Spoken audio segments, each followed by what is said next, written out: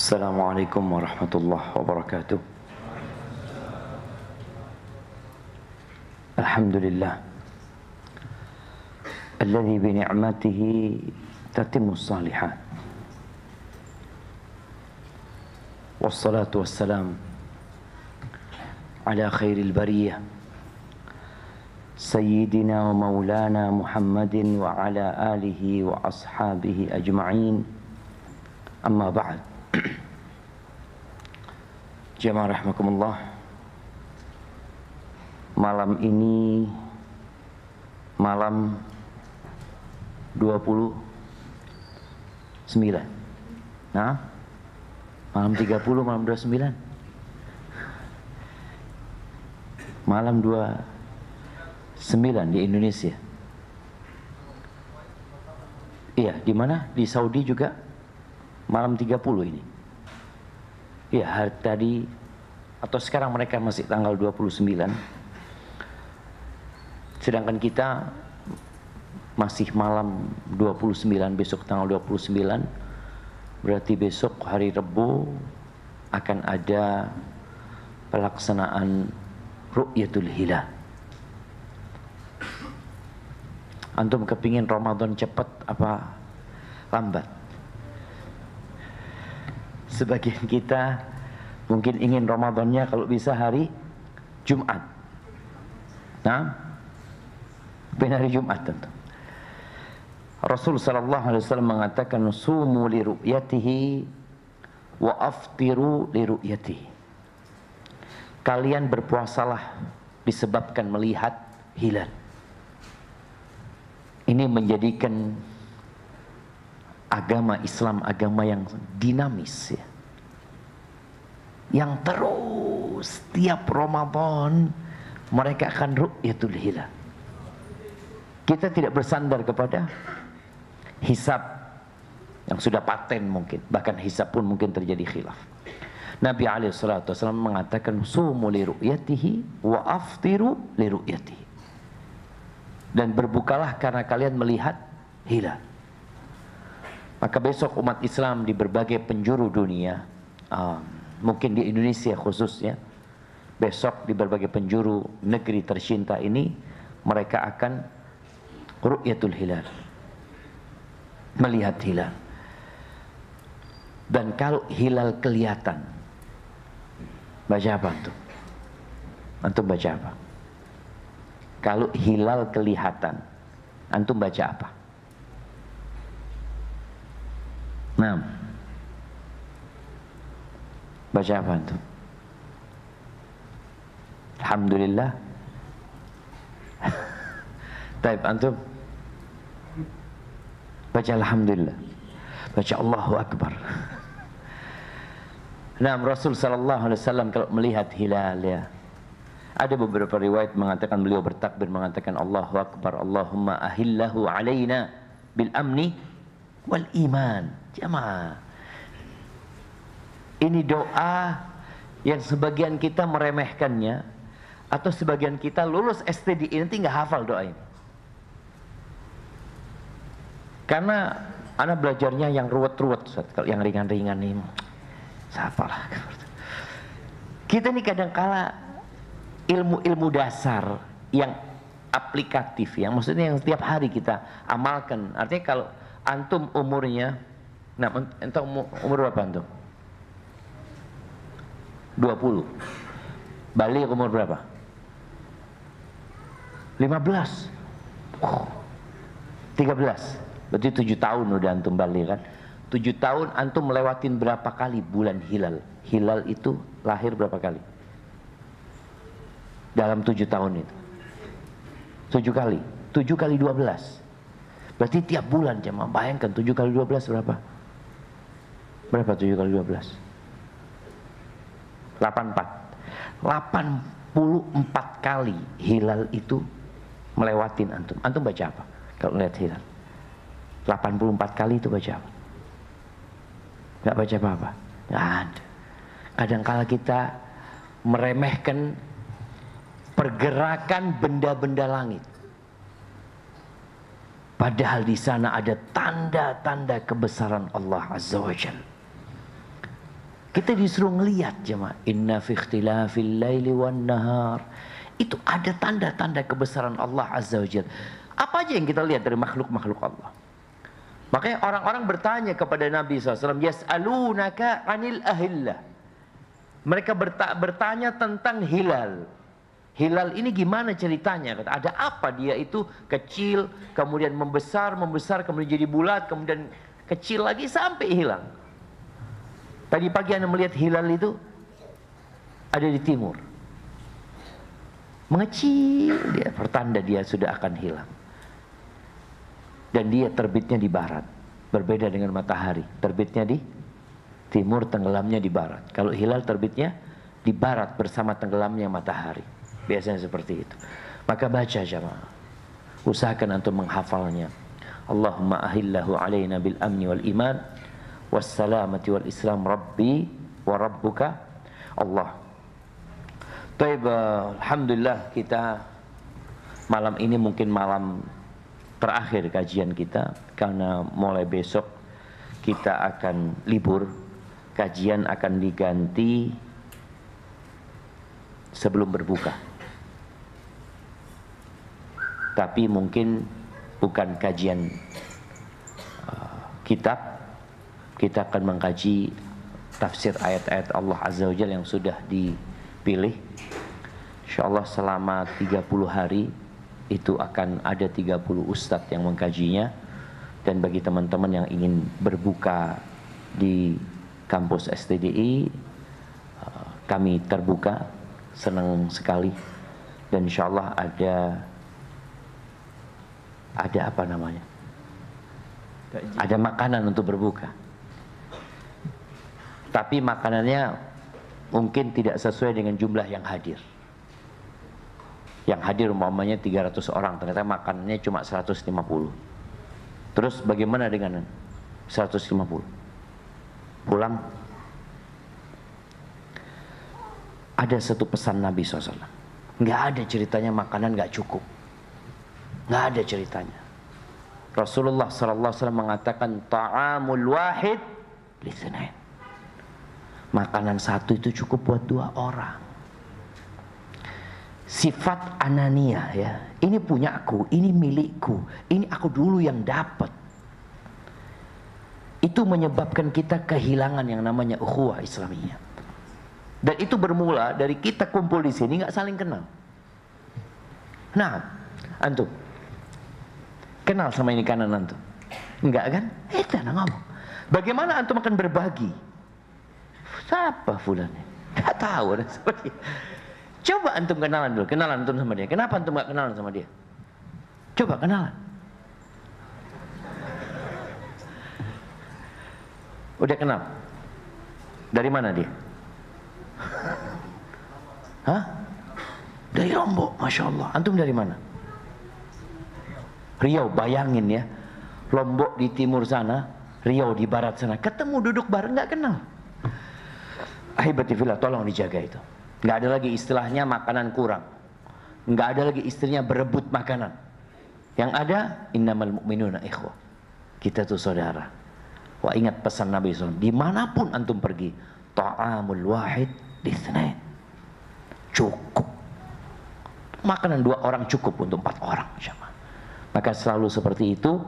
Dan ingat kita akan masuk bulan yang penuh dengan berkah. Berdoalah semoga Allah menyampaikan kita ke bulan Ramadan. Baik, kita sampai ke bab tamanni. Naam ya Tafadhal. Ahsanallahu ilaikum. Alhamdulillahilladzi dafa'a an sunnati nabiyhi bi ahli al-hadith wa huffazil millah.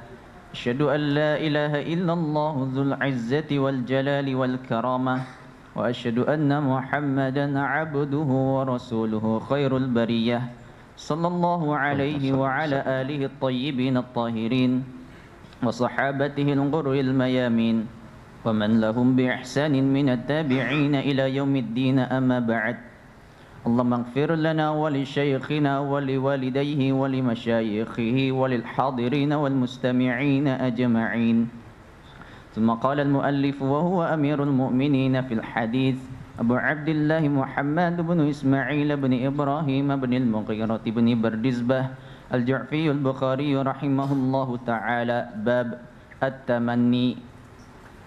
حدثنا خالد بن مخلد قال حدثنا سليمان بن بلال قال حدثنا يحيى بن سعيد قال سمعت عبد الله بن عامر بن ربيعة يقول قالت عائشة أرق النبي صلى الله عليه وسلم ذات ليلة فقال ليت رجلا صالحا من أصحابي يجيئني فيحرسني الليلة إذ سمعنا صوت السلاح فقال من هذا فقال سعد يا رسول الله جئت أحرسك فنام النبي صلى الله عليه وسلم حتى سمعنا قطيطة. Barakallahu fikum. Ini bab at-tamanni, bab angan-angan. Angan-angan ini biasanya berkaitan dengan sesuatu yang mustahil, tapi nggak selalu. Terkadang ada sesuatu yang mungkin terjadi, kita berangan-angan. Biasanya menggunakan dalam bahasa Arab itu kata-kata laita. Laita syababa ya'udu yawman fa ukhbiruhu bima fa'ala al-mashibu. Laita syabab.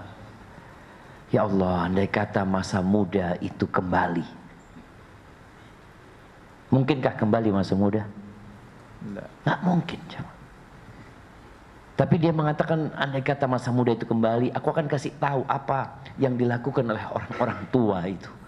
Kalau sudah tua, sudah sepuh, nggak bisa apa-apa.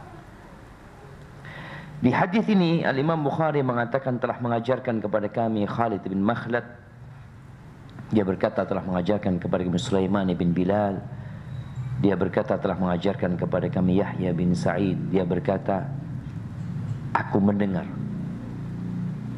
Abdullah ibn Amir ibn Rabi'ah berkata, qalat Aisyah, telah berkata Aisyah Ummul Mukminin radhiyallahu ta'ala anha. Kita lihat ya, kalau bicara Aisyah sama Khadijah, Khadijah itu memiliki peran yang sangat besar sekali di masa hidup Nabi alaihi salatu wassalam. Bagaimana dia membela Nabi alaihi salatu wassalam, mendukung Rasul alaihi salatu wassalam di masa hidup Nabi alaihi salatu wassalam. Dan Nabi merasakan itu. Merasakan bagaimana perjuangan Khadijah. Khadijah meninggal dunia. Diganti oleh istri Nabi 9. Tapi ingat 9 istri Nabi tidak menggantikan posisi Khadijah radhiyallahu ta'ala anha. Tapi ada peran istri-istri Nabi yang perannya baru muncul setelah meninggalnya Rasul SAW. Seperti yang terjadi dengan Aisyah radhiyallahu ta'ala anha. Mungkin peran Aisyah ketika hidupnya Nabi SAW tidak dapat dibandingkan dengan perannya Khadijah radhiyallahu ta'ala anha. Nggak bisa. Maka Nabi SAW menyebutkan bagaimana Khadijah. Tapi setelah meninggalnya Nabi SAW nampak perannya Aisyah.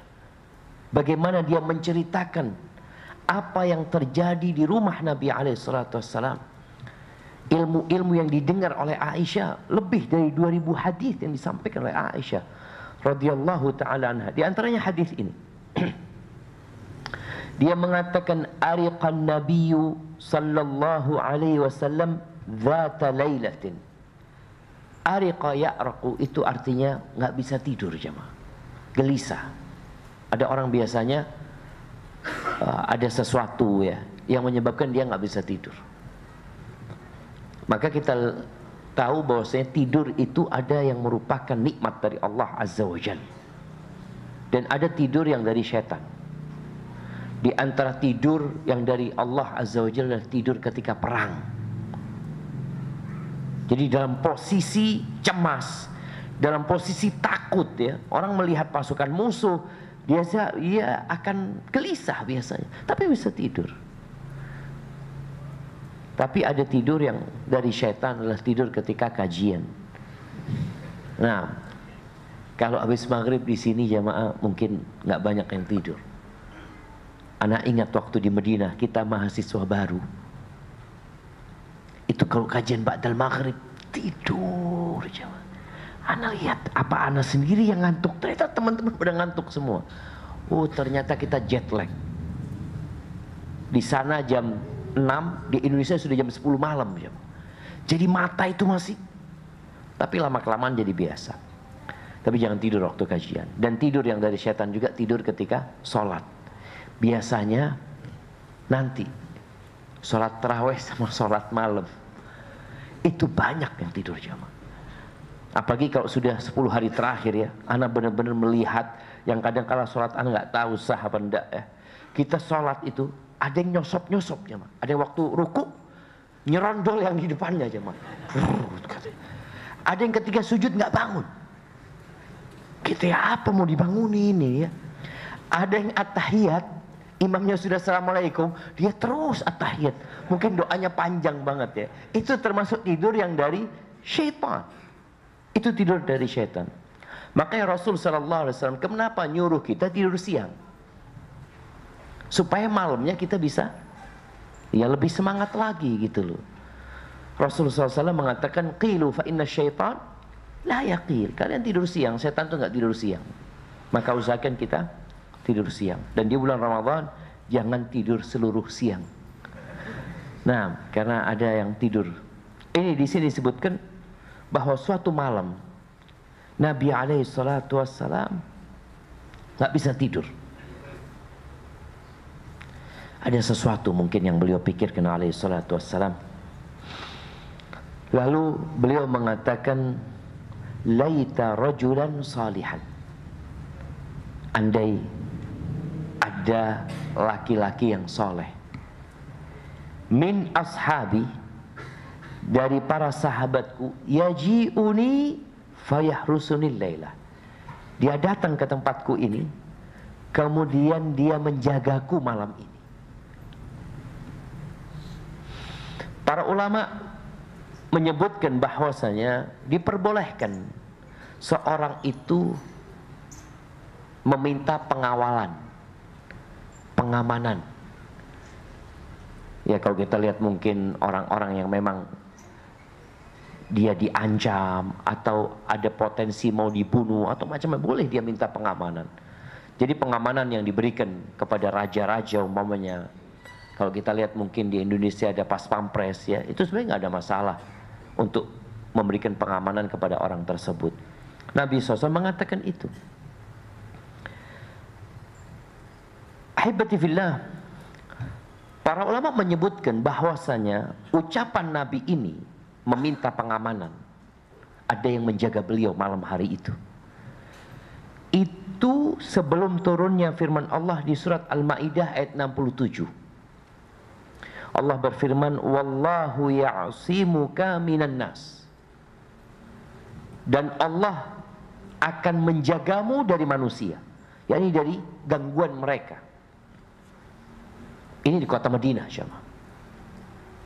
Jadi setelah turunnya ayat ini, Nabi SAW tidak lagi meminta penjagaan. Kalau ada sahabat yang mau jaga, disuruh pulang sama Nabi SAW. Kenapa? Karena Allah sudah memberikan jaminan. Subhanallah jemaah, kalau kita lihat perjalanan hidup Nabi dan para sahabatnya, mereka berjuang. Bagaimana berjuangnya Nabi SAW ketika hijrah, tinggal di gua sana bersama Abu Bakar. Belum turun ayat ini. Artinya beliau benar-benar berusaha menyelamatkan diri dari kejaran orang-orang musyrik. Beliau tidak memilih jalan sembarangan ketika hijrah. Sudah Allah jaga aku aman, mau ketemu siapa? Enggak. Karena memang Allah belum menurunkan ayat ini. Sebagai bentuk pembelajaran buat Nabi dan untuk umatnya. Harus berjuang. Dan beliau berjuang. Bersembunyi beliau alaihi salatu wasallam 3 hari 3 malam dalam gua tersebut. Kemudian melakukan perjalanan tidak di jalan yang nyaman. Beliau harus lebih lama lagi melakukan perjalanan. Dan ketika perang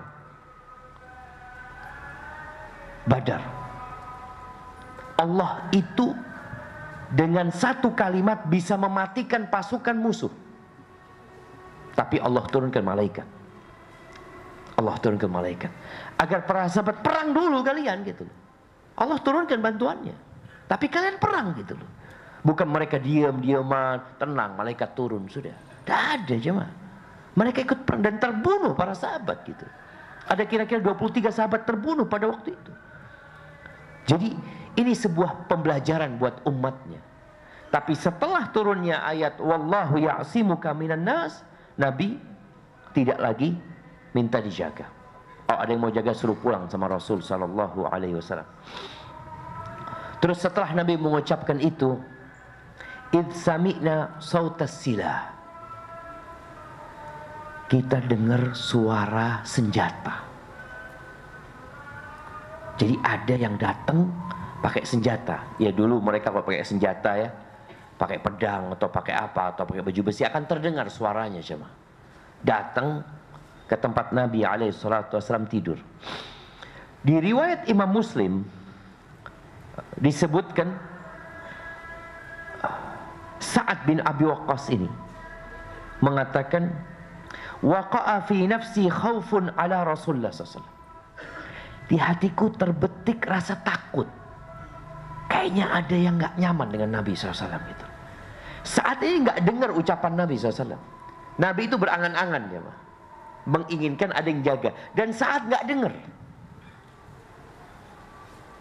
Namun disinilah saat mengatakan waqa'a fi qalbi khaufun ala Rasulullah SAW. Maka di sini saat ketika datang ke tempat Nabi SAW, Nabi tanya, man hadha? Siapa ini? Katanya. Katanya Sa'ad. Sa'ad ya Rasulullah. Disebutkan Sa'ad bin Abi Malik, Sa'ad bin Malik atau Sa'ad bin Abi Waqqas ya. Sa'ad ya Rasulullah, jitu ahrusuka. Aku datang untuk menjagamu. Ini fadilah buat Sa'ad ya. Nabi mengatakan andai kata ada orang soleh. Wah, kita tahu fadail Sa'ad bin Abi Waqqas ya. Antum baca ceritanya Sa'ad bin Abi Waqqas ini. Ketika Umar bin Khattab radhiyallahu taala anhu mau mengirim pasukan untuk menuntaskan atau menghabisi Persia di perang Qadisiyah. Umar itu musyawarah bersama para sahabatnya, dia yang mau berangkat sendiri memimpin. Kata sahabat-sahabat, jangan Umar, jangan, engkau tetap di sini. Terus siapa yang berangkat? Itu singa yang ada di tempatnya. Siapa? Katanya Sa'ad bin Abi Waqqas. Ada Asad. Allahu Akbar ya. Kalau nggak salah saat ini Sa'ad atau yang lainnya, sahabat lainnya, anda lupa mungkin diingatkan, yang dia ingat punya pedang bagus, pedangnya itu. Umar minta, coba kirim ke ana pedangnya Sa'ad atau yang lainnya, sahabat lainnya. Yang anda ingat Sa'ad. Dibawa, dikirim, ini loh pedangnya Sa'ad. Kata dia, dilihat, biasa aja pedangnya, kata dia. Iya, pedangnya biasa aja. Aku tidak mengirimkan kepadamu tangan yang memegang pedang itu, kata dia. Allah ya sahih jemaah. Kadang-kadang kita senjatanya bagus, ini enggak. Apa gunanya senjata yang bagus kalau tangannya nggak bagus? Ya? Dan Sa'ad bin Abi Waqqas ketika perang Qadisiyah, dia nggak bisa ikut perang. Ya? Dia kena bisul di seluruh tubuhnya, sehingga dia nggak bisa duduk, di kuda nggak bisa duduk. Akhirnya dia memantau peperangan itu dengan dikasih bantal, tengkurap dia. Dan Sa'ad bin Abi Waqqas ini punya kuda, yang kudanya hebat, kudanya Sa'ad. Ada salah satu sahabat yang suka minum khamr, yang dia dihukum. Berapa kali dia dihukum? Akhirnya dia ditahan sama Sa'ad, nggak boleh ikut perang. Ketika itu, ketika dengar ya panggilan ya khailallah irkabi, dengar suara senjata, dengar takbir ini itu, ini sahabat nggak kuat. Dia akhirnya membujuk istrinya Sa'ad. Dia memujuknya Sa'ad, kata dia, tolong, kata dia, biarkan aku perang. Aku berjanji, kata dia, aku tidak akan minum khamr lagi. Aku kepingin ikut jihad, kata dia. Dia orang lemah kadang-kala imannya. Akhirnya sama istrinya Sa'ad dilepas. dan naik kudanya Sa'ad bin Abi Waqqas. Turun ini jemaah. Sa'ad ngelihat, ini kudanya kayak kudaku, tapi kudaku di kandang, katanya Sa'ad.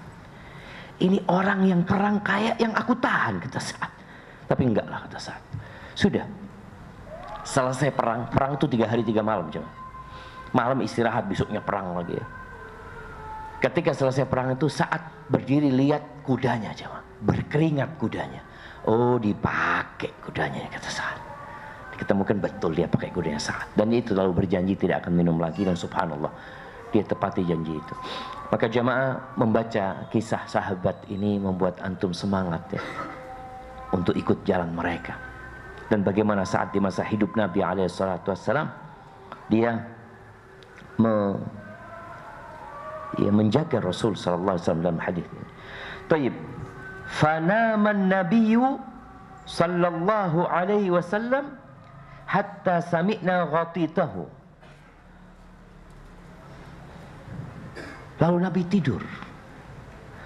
Dari nyenyaknya tidur Nabi SAW sampai kami mendengar ghatit. Ghatit ini bisa bermakna dengkuran, tapi bisa berarti suara yang keluar dari mulut, jemaah, nafasnya orang. Biasanya orang kalau capek kadang-kala dia ada suara. Tapi memang Rasul SAW kalau tidur itu ada suara nafas yang keras dari mulutnya. Jadi bukan seperti ngoroknya orang yang sakit dia, enggak. Dan sebagian ulama menyebutkan itu tanda sehatnya seseorang. Ketika dia tidur suara nafasnya itu apa ya, enak gitu soalnya. Itu saat jaga sampai dengar oh Nabi sudah tidur. Sallallahu alaihi wasallam. Ini termasuk fadilahnya Sa'ad bin Abi Waqqas, dan banyak fadilah Sa'ad bin Abi Waqqas ya ketika perang Uhud, ketika peperangan lainnya juga. Baik, kita lanjutkan ke bab selanjutnya. Ahsanallahu ilaikum. Tsumma qala al-muallif rahimahullahu ta'ala bab yuqalu lirrajuli wasyai'i wal faras huwa bahrun. حدثنا آدم قال حدثنا شعبة عن قتادة قال سمعت أنس بن مالك يقول كان فزع بالمدينة فاستعار النبي صلى الله عليه وسلم فرسا لأبي طلحة يقال له المندوب فركبه فلما رجع قال ما رأينا من شيء وإن وجدناه لبحرا. بارك الله فيكم. Ini bab yuqalu lirrajuli wasyai'i wal farasi huwa bahr. Bab dikatakan untuk orang itu bisa disebut dengan bahr, laut. Bahr itu sebenarnya kalimat yang mengandung makna luas. Jadi kita boleh mengatakan orang ini bahr, fulan bahr. Boleh jadi dia itu bahrul ulum. Ada mahasiswa yang namanya bahrul ulum? Nah, ada kan kadang-kadang bahrul ulum, bahrus syifa, bahr kada. Artinya tanda keluasan dia, keluasan ilmu dia. Biasanya orang yang dermawan juga dikatakan hadzal rajul bahrullah, bahr fil karam.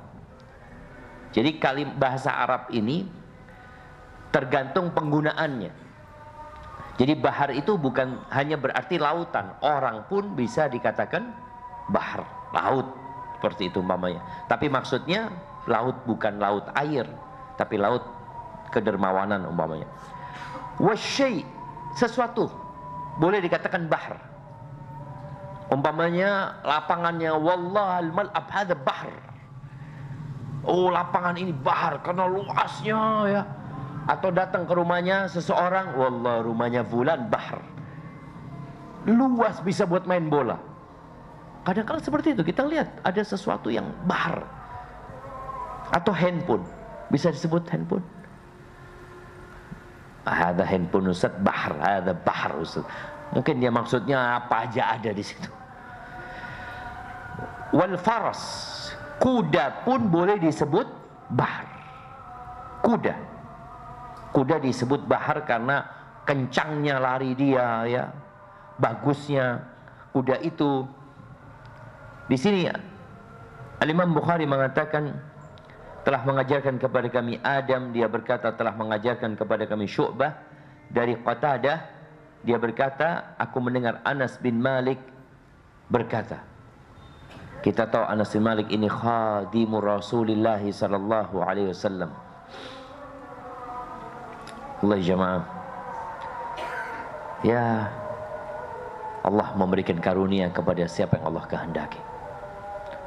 Anas itu masih kecil, ikut perang tidak bisa, karena dia masih di bawah 10 tahun.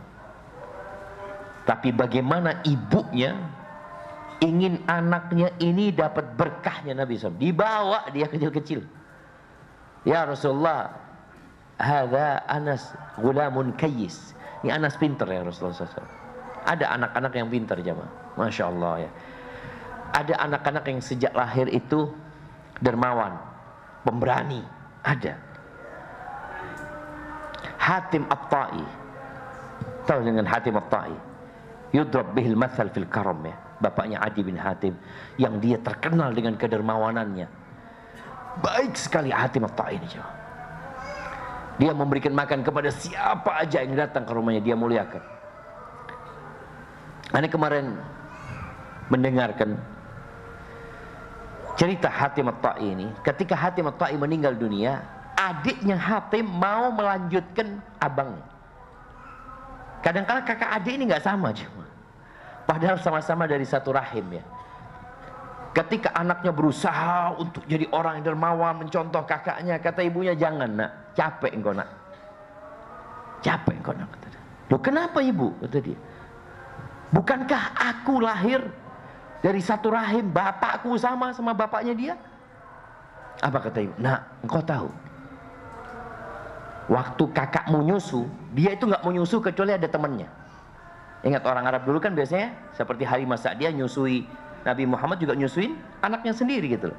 Engkau tahu kakakmu itu ketika dia nyusu, dia nggak mau nyusu kecuali ada temannya. Kalau ada temannya baru mau nyusu. Dan engkau kalau ada temen yang kau nangis sampai temannya lepas, baru engkau mau nyusu. Gitu Umi kata dia. Iya kata dia. Artinya dari sejak kecil ada yang memang subhanallah, karunia dari Allah Azza wa Jalla. Wahada Anas, subhanallah. Ibunya cerita bagaimana Anas ini sejak kecil dia anak yang pintar ya. Kemudian dia disuruh untuk menjadi pelayan Rasulullah sallallahu alaihi wasallam. Ini ceritanya Anas. Salah satu ceritanya Anas. Kana faza'un bil Madinah. Suatu saat di Madinah itu ada satu hal yang menakutkan. Ada beberapa ayat, ada suara yang menggelegar, yang membutuhkan pertolongan. Ada kejadian. Biasanya orang kalau ada kejadian itu, imma dia sembunyi, ada suara apa gitu ya, imma dia sembunyi, imma dia keluar untuk melihat kejadian itu kejadian apa. Mereka datang untuk memberikan pertolongan. Fasta'ara an-nabiy sallallahu alaihi wasallam farasan di Abi Talha. Lalu Rasulullah sallallahu alaihi wasallam pinjam kudanya Abu Talha. Nah, ana mau tanya, apa hubungan Anas sama Abu Talha? Kok dia bisa tahu kejadian ini? Nabi pinjam kudanya Abu Talha. Apa hubungan Anas sama Abu Talha? Kalau sama Nabi jelas dia sebagai pelayan yang Rasul. Sama Abu Talha apa hubungannya? Antum? Ya jamaah. Naam. Ayah sambung bapak tiri. Naam. Jadi Abu Talha ini suaminya ibunya Anas. Suaminya ibunya Anas. Jadi kadang-kala istilah di Indonesia itu bapak tiri atau bapak sambung, ya nggak enak jamaah. Bapak sambung, ini sambungan atau gimana? Iya, dia adalah suami ibunya Anas bin Malik. Jadi tahu Anas kejadian ini, benar-benar tahu dia, karena dia sebagai pelayannya Nabi SAW. Yang dipinjam itu kudanya bapak tirinya atau suami ibunya Anas bin Malik. Yuqalu lahu al-mandub. Nama kudanya ini Mandub. Jadi dianjurkan memberikan nama kepada kendaraan kita, kepada hewan-hewan ternak kita boleh kasih nama jemaah. Bahkan dianjurkan. Makanya ontanya Nabi ada namanya, Qaswa ya, baglahnya Nabi punya nama, ada yang namanya Duldul, ada namanya. Jadi nggak apa-apa antum. Kalau antum naik motor mungkin boleh ngasih nama motor, boleh. Dan orang Indonesia sudah kasih nama sekarang motor ya. Di Sumatera semua motor itu namanya apa? Honda, betul. Mau Kawasaki, mau Suzuki, mau apa, Honda di sana disebutnya. Karena mungkin yang pertama ada di sana Honda. Boleh kasih nama jemaah. Kasih nama antum punya motor, namanya Jaguar, wala apa. Namanya mandub. Faraqibahu. Dan disebutkan mandub ini dikenal dengan onta di beberapa riwayat, onta yang lambat, apa? Kuda yang lambat jemaah. Larinya nggak kenceng. Kudanya Abu Talha ini. Faraqibahu disebutkan di riwayat lain, disebutkan uri. Disebutkan kudanya ini nggak pakai pelana. Nabi naik tanpa pelana. Dan ini tidak semua orang bisa naik kuda tanpa pelana jemaah. Dan Nabi naiki kuda itu karena memang cepat-cepat ya. Sebelum sahabat keluar dari rumahnya, Nabi sudah pinjam itu kuda, sudah kesan dan sudah balik. Ini sahabat para baru keluar ya, mereka mau lihat ada apa. Nabi udah balik. Falamma raja, ketika sudah pulang, qala ma ra'ayna min syai'. Ma ra'ayna min syai'. Beliau mengatakan enggak ada apa-apa gitu. Dalam riwayat lain dikatakan lam tura'u, udah tenang, enggak ada hal yang perlu jadi pikiran buat kalian. Wa in wajadnahu la bahran. Di sini disebutkan berkaitan dengan onta kudanya ini Abu Talha ini bahr. Disebut lautan, artinya karena kencangnya larinya, luasnya, jadi termasuk hal yang diperbolehkan kita menyebut sesuatu dengan kalimat bahar. Baik sesuatu binatang pun boleh disebut bahar, dan itu hakikat sesuai dengan kapan kita mengucapkannya dan untuk siapa kita mengucapkannya. Barakallahu fiik. Mungkin kita dengarkan azan. Khalas, wala lisa indana. Oh sudah jemaah. Ya Allah.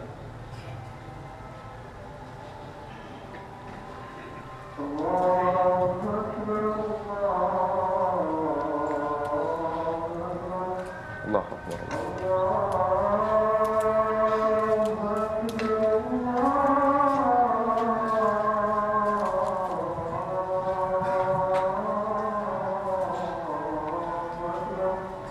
Allah Akbar.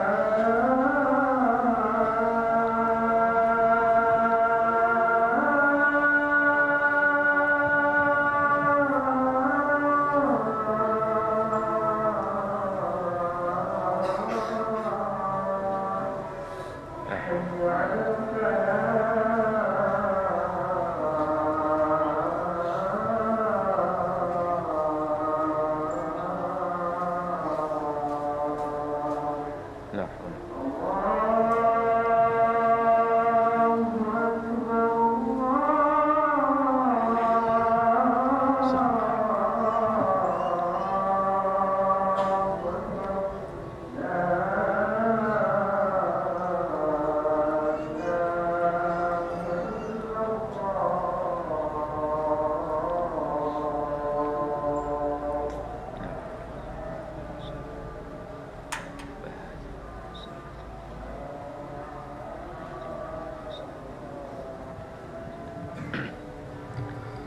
Allahumma salli wa sallim ala Muhammad. Jamaah, hadis yang tadi kita baca itu menunjukkan keberanian Rasul sallallahu alaihi wasallam. Dan para sahabat menyebutkan ketika perang berkecamuk, mereka itu berlindung di balik Rasulullah SAW. Orang yang paling berani itu nggak ada yang di depan Nabi SAW, sejajar sama Nabi SAW. Dan kita perlu berdoa, memohon keberanian. Di antara doa yang Nabi ajarkan alaihi salatu wassalam, Allahumma inni a'udzubika minal hammi wal hazan, wa a'udzubika minal azzi wal kasal, wa a'udzubika minal jubni wal bukhl. Dan aku berlindung kepadamu dari sifat pengecut dan dari kebakhilan. Itu doa Nabi alaihi salatu wassalam, ya. Dan bagaimana Khalid bin Walid ketika dia mati, dia mengatakan la namat a'yunul jubana, semoga enggak tidur tuh matanya orang yang pengecut, gitu. Dia nyebutkan, ini aku lihat, tidak ada satu lokasi di tubuhku kecuali di situ ada bekas tancapan, tebasan pedang, tancapan panah atau tusukan tombak, penuh luka. Tapi matinya Khalid di ranjang, jemaah. Ha anada amutu kama yamutu tsaur. Aku mati seperti matinya sapi jantan, bukan di medan perang. Makanya orang-orang pengecut kan takut, dia takut mati, takut ini. Enggak, semua itu sudah ditentukan sama Allah Azza wa Jalla. Kalau datang kematian, dimanapun kau berada akan datang. Nah, ini ada pertanyaan. Izin bertanya Ustaz, saya seorang wanita yang baru saja bercerai dengan suami saya karena suami mengkonsumsi barang terlarang. Apakah boleh saya melarang anak-anak saya yang masih usia belasan tahun untuk bertemu dengan suami saya? Karena saya khawatir anak-anak saya terpengaruh tingkah laku bapaknya. Mohon doanya dari Ustaz dan para jemaah sekalian agar Allah mempermudah urusan saya dan memberikan terbaik untuk saya dan anak-anak saya. Subhanallah jemaah, ini sebuah fenomena yang menyakitkan buat kita. Indonesia ini salah satu pasar terempuk buat narkoba. Makanya sampai pemerintah mengatakan Indonesia sudah darurat narkoba. Dan harga narkoba itu lebih mahal dari emas, jemaah. Bayangin, harga sabu-sabu itu. Berapa harga sabu-sabu, jemaah? Nah, berapa? Kemarin anak ketemu sama kasat narkoba, dia sebutkan 1,8. Emas itu 1 juta sekarang mungkin. Ini sabu-sabu 1,8 juta. Allahu Akbar, ya. Kembali kepada pertanyaan. Ya, semoga yang nanti lakukan sudah tepat. Gugat cerai suami karena suami tidak taat kepada Allah Azza wa Jalla. Dan Allah mengatakan, "Waman yattaqillaha yaj'al lahu makhrajan wa yarzuqhu min haitsu la yahtasib." Barang siapa yang bertakwa kepada Allah. Ini ayat kedua dari surat At-Talaq, akhir ayat kedua dan awal ayat ketiga di surat At-Talaq, surat perceraian. Karena memang biasanya orang yang bercerai itu akan bingung gitu loh. Biasa bersama, biasa ada yang ngurusin, biasa ada yang menafkahin, ya. Tapi yang bertakwa kepada Allah, Allah kasih solusi. Dan Allah akan kasih rizki dari arah yang tidak disangka-sangka. yang tidak dalam bayangan. Wa man yatawakkal 'ala Allah. Ini yang ketiga. Barang siapa yang bertawakal kepada Allah, yakni dia menyerahkan semuanya kepada Allah Azza wa Jalla. Ingat, tawakal ini amalan hati. Tadi cerita Nabi SAW yang beliau ingin ada yang menjaga, itu tidak bertentangan dengan tawakal. Tawakal itu amalan hati. Sedangkan kita berusaha itu amalan fisik kita. Dan barang siapa yang bertawakal kepada Allah, fahuwa hasbuh. Allah akan mencukupinya. Baik, berkaitan dengan kondisi bapaknya ingin berjumpa dengan anaknya. Maka perlu dilihat. Yang pertama, usahakan seorang ibu tidak menanamkan kebencian anak kepada bapaknya. Tetap itu bapakmu. Ya, ibu sudah gak jodoh lagi sama bapak. Bapaknya mungkin punya kenangan buruk ya. Gak perlu diceritakan sama anaknya. Kalau sang bapak hanya ingin ketemu anaknya, ya bikin kesepakatan gimana cara ketemunya. Sehingga anak itu tidak berdampak, tidak terpengaruh sama bapaknya. Jangan diputuskan. Enggak, tetap itu bapaknya. Dan doakan mudah-mudahan bapaknya dapat hidayah. Karena ketahuilah ada orang yang sangat jahat sekali, bahkan ingin membunuh Nabi SAW. Ternyata dia jadi orang nomor 2 dalam agama ini, jemaah. Umar bin Khattab radhiyallahu anhu. Siapa yang gak kenal sama Umar? Maka kalau bicara takut terpengaruh, berarti harus mengkondisikan perjumpaan itu. Karena bagaimanapun bapaknya boleh ketemu sama anaknya karena itu anaknya, dan bapaknya punya kewajiban memberikan nafkah. Jadi kewajiban memberikan nafkah itu full kewajiban bapaknya. Bagaimana kalau nggak diterima sama ibunya? Ini ada pertanyaan. Sang bapak ketika nafkahnya tidak diterima, dia simpan duit itu. Dia taruh duitnya. Ini buat anaknya memang. Suatu saat ketika anaknya sudah besar ya, dan dia sudah boleh berjumpa sama anaknya, dia kasih, nak, bukan bapak nggak tanggung jawab, nak. Tapi memang ya ada miskomunikasi sehingga nafkah itu nggak diterima. Ini loh nak, nafkah buat engkau, bapak sudah simpan semuanya. Itu bapak yang soleh. Kalau alhamdulillah, tidak mau, saya mau kawin lagi. Enggak, tetap engkau punya kewajiban itu, jamaah, itu kewajiban. Mungkin seperti itu, dan semoga urusan ibu yang bertanya ini dimudahkan sama Allah Azza wa Jal.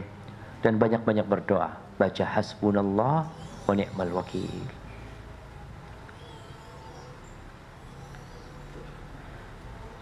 Ana pernah mendengar hadis tentang barang siapa yang memberi makan orang yang puasa, maka dia juga akan mendapatkan pahalanya. Tatkala kita memberi makan, minuman untuk berbuka dengan uang jajan yang diberikan oleh orang tua, apakah mereka juga bisa mendapatkan keutamaan dari hadis ini, Ustaz? Sebagai bentuk kontribusi kecil untuk membalas jasa mereka. Jamaah rahimakumullah, ingat sabda Nabi SAW, al-waladu min kasbil walid. Anak itu adalah hasil usaha orang tuanya. Jadi antum berbuat kebaikan, orang tua dapat. Apalagi antum berbuat baik dengan uang dari orang tua. Subhanallah ya. Ini sebuah atau keluasan rahmat Allah Azza wa Jalla. Dan dalam berbagi makanan untuk berbuka, antum gak usah bingung. Ustaz, yang dapat pahala itu yang mana, Ustaz? Yang ngasih apa yang bagi? Kan mahasiswa ada yang jadi panitia kan? Panitia berbuka, ya Allah, anak gak dapat pahala, antum tetap dapat pahala, tetap. Terus Ustaz, kalau anak kasih berbuka, ternyata dimakannya habis sholat, Ustaz, dapat pahala. Dimakannya waktu sahur, Ustaz, sudah dapat pahala. Jangan bingung, antum kasih berbuka, karena semua yang kita berikan belum tentu dimakan, jamaah. Semua dia boleh jadi disimpan. Maka jangan takut, Allah sudah tahu bahwasanya antum sudah berbuat. Tinggal dia makan apa tidak, urusannya dia. Barakallahu fikum. Apa hukum memakai parfum yang memiliki bau menyengat dan sangat kuat ketika sholat? Sedangkan manusia memiliki penciuman dan sensitivitas, dan memiliki penciuman dan sensitivitas pada bau yang berbeda-beda. Iya, jadi hukum asalnya nggak apa-apa kita pakai parfum yang menyengat. Kalau antum nggak kuat, antum pindah. Antum tahu parfum yang biasa dipakai oleh orang Arab, namanya oud, yang dari kayu itu jemaah. Itu orang Indonesia nggak suka. Sampai ada sebuah istilah ya. Ini karena bicara apa ya? Cita rasa. Cita rasa. Nah, kalau antum pakai parfum oud itu naik pesawat Lion katanya, maka akan dikatakan apa ini minyak nyong-nyong. Antum. Karena baunya memang menyengat, nggak enak jemaah. Kelasnya beda-beda orang itu. Yang naik Lion beda kan. Kalau antum naik Garuda, orang sudah ngomong, oh ini orang fulus ini. Mereka ini orang fulus yang pakai ini. Mahal itu parfum jemaah. Kalau antum naik Saudi Airlines pakai parfum itu, oh ini pangeran ini yang pakai. Jadi antum bisa melihat kenapa yang ini menganggap itu minyak nyong-nyong. Karena memang dia nggak terbiasa dengan aroma itu jemaah. Bukan parfumnya yang salah, tapi memang siapa yang salah? Gimana? Siapa yang salah gitu? Memang ada kelas-kelasnya parfum itu jemaah. Ana pada waktu di Lipia, Masya Allah, ana beli parfum waktu itu sama Ustadz Farid bin Anus, hafizahullah ta'ala. Beliau pulang dari Madinah atau dari Jeddah. Beliau jual waktu itu parfum misik abyad. Tahu misik putih kan? Ana pakai itu bangga aja mas. Orang tua ana datang. Ana salaman sama abah ibu ana, kata Abah Nafik, opo iki kata dia. Ini bau nyong-nyong ini kata dia. Dia nggak boleh pakai lagi ana. Oh ya sudah. Berarti nggak cocok memang gitu. Tapi kalau di masjid kan nggak tahu kita. Jadi kalau memang antum nggak cocok, mungkin antum cari tempat yang lainnya. Pindah ke soft kalau memang mengganggu. Kadang-kala mengganggu jemaah. Orang nggak kuat ya Allah sampai sesek dia kadang-kala. Ya sudah. Antum cari minyak wangi yang lain mungkin. Ada orang-orang yang biasa dengan aroma-aroma yang lembut jemaah ya. Seperti itu. Mohon nasihatnya supaya ana bisa meninggalkan hubungan dengan lawan jenis, atau mungkin berikan ana dalil tentang dahsyatnya hukuman atau dosa bagi orang yang berani berhubungan dengan lawan jenis berpacaran. Syukran Ustaz. Ahibati fillah. Yang pertama, kalau engkau mau dalil, apa dalilnya jemaah? Ada banyak dalil. Yang pertama Allah mengatakan wala taqrabuz zina. Jangan mendekati zina. Bayangkan, bukan jangan berzina, tapi jangan mendekati zina. Artinya semua perbuatan yang mengantarkan kepada zina itu terlarang. Dan kalau antum berpikir enggak, ana cuma pacaran, itu sudah mengantarkan antum kepada perzinaan. Jemaah, negeri kita ini sedang ada masalah ya kalau lihat berita-berita yang terjadi di negeri kita. Anda baca berita hari ini tentang seorang YouTuber, mungkin dia juga selebgram, banyak pengikutnya, orang kaya, yang dia menikah dalam posisi istrinya sudah hamil 8 bulan. Dan biasa-biasa aja jemaah. Kemudian muncul berita-berita yang mengomentari hal ini tentang bahaya hubungan sebelum pernikahan.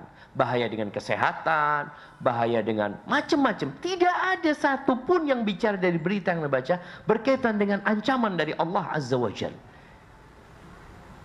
Seakan-akan agama nggak ada di negeri ini. Kalau baca berita itu, na'udzubillah. Mana ayat wala taqrabuz zina? Mana ayat tentang hukuman buat orang berzina? Az-zaniyatu waz-zani fajlidu kulla wahidin minhuma mi'ata jaldah. Itu dianggap satu hal yang biasa. Dan ini bahaya. Kemudian muncul pertanyaan seperti ini kan? Biasa. Karena memang dianggap biasa. Dan kalau bicara hukumannya, ya antum akan kehilangan banyak nikmat dalam kehidupan ini. Orang yang melihat yang bukan mahramnya, berjalan dengan yang bukan mahramnya, berduaan sama yang bukan mahramnya, walaupun nggak sampai tingkatan berzina mungkin dia yang harus dirajam atau didera, ketahuilah antum akan kehilangan banyak nikmat dan dosa itu akan menutupi hati antum. Kemudian datang orang ngasih nasihat, nggak akan masuk kepada antum. Itu kalau orang terbiasa dengan perbuatan ini. Makanya Allah katakan, wa qul lil mu'minin yaghuddu min absarihim. Tundukkan pandangan. Kalau antum sudah merasa mampu, antum nikah gitu. Maka hindari tempat-tempat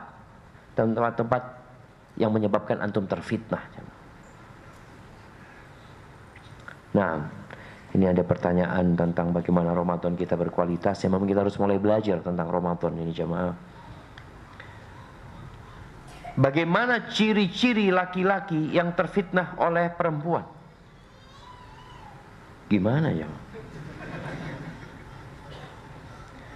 Tunggu, ana mau baca dari Bismillah Ustaz, sebelum bulan Ramadan yang mulia, izinkan ana bertanya hal yang cukup penting. Bagaimana ciri-ciri laki-laki yang terfitnah oleh perempuan?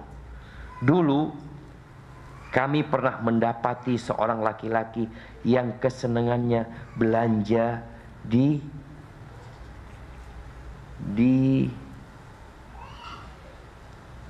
warung, di suatu warung, sebab penjaganya.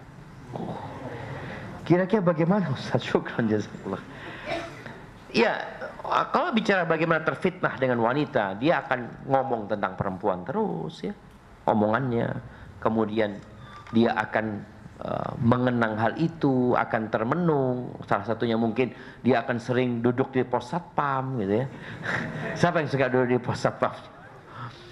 Kemudian bisa jadi tadi yang suka ke warung kata dia. Padahal warung banyak, enggak, anak cocok sama makannya yang di sini. Allah Akbar. Sampai warung dia ngobrol-ngobrol sama penjaganya. Jamaah tolong tundukkan pandangan. Wallah jamaah. Fitnah perempuan itu. Ma taraktu fitnatan asyadda 'ala rijal minan nisa. Enggak ada fitnah yang ditinggalkan Nabi Muhammad SAW buat kaum laki-laki yang lebih dahsyat daripada wanita.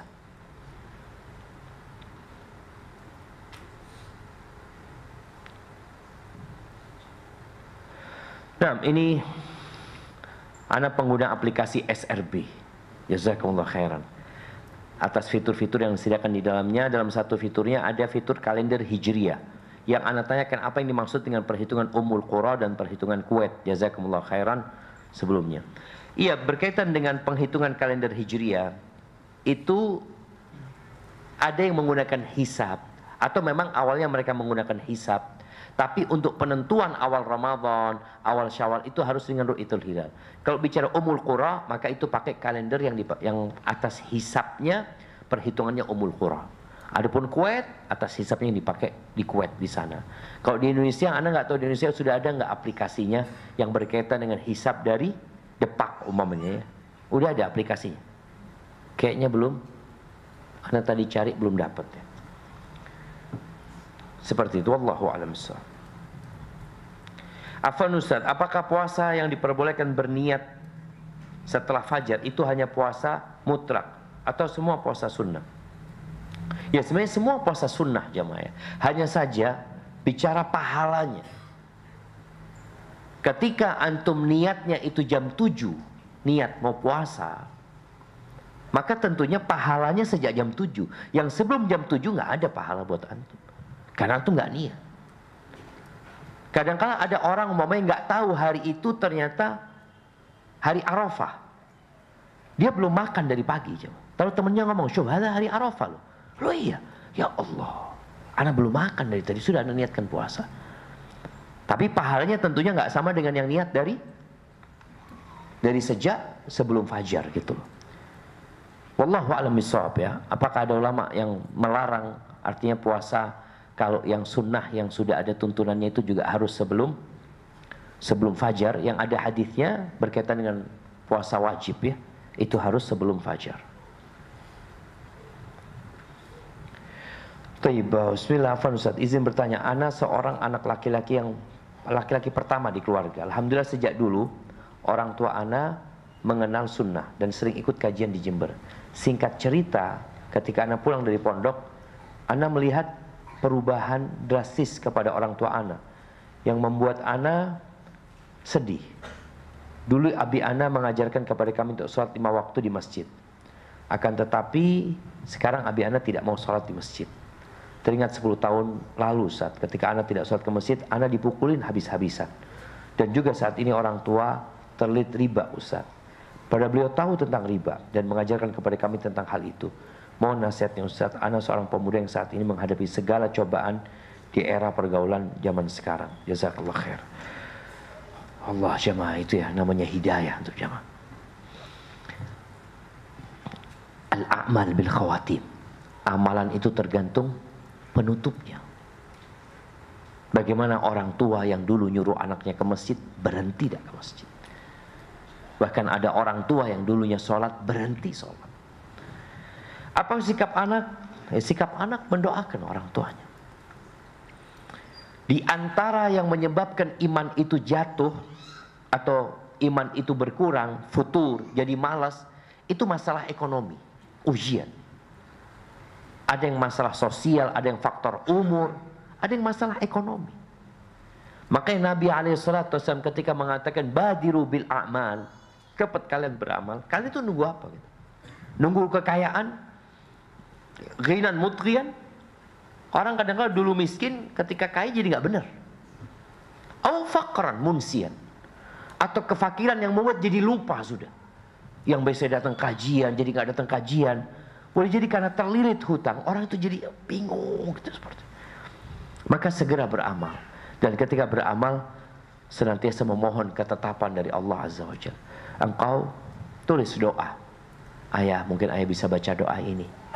Ya muqallibal qulub, tsabbit qalbi ala dinik. Baca doa Rabbana la tuzigh qulubana ba'da idh hadaitana wa hab lana min ladunka rahmah innaka antal wahhab. Terus untuk doakan orang tua sambil bisa sharing sama orang tua. Sampaikan, ya Allah senang banget ayah ya, ana dulu diajarin ayah untuk sholat ke masjid. Mengingatkan ayah kepada 10 tahun yang lalu antum sebutkan tadi bagaimana ayahnya begitu semangat untuk anak-anak yang sholat ke masjid. Kemudian juga berkaitan dengan utang ribanya, antum juga berusaha membantu orang tua melunasi utangnya. Berusaha sedikit pun dari antum yang memiliki nggak apa-apa. Tapi jamaah, mungkin itu ya yang bisa kita kaji pada kesempatan kali ini. Yang benar dari Allah Azza wa Jalla, yang salah dari diri anak pribadi. Allah dan Rasulullah terbebaskan dari kesalahan itu. Subhanakallahumma bihamdika asyhadu an la ilaha illa anta astaghfiruka wa atubu ilaik. Assalamualaikum warahmatullahi wabarakatuh.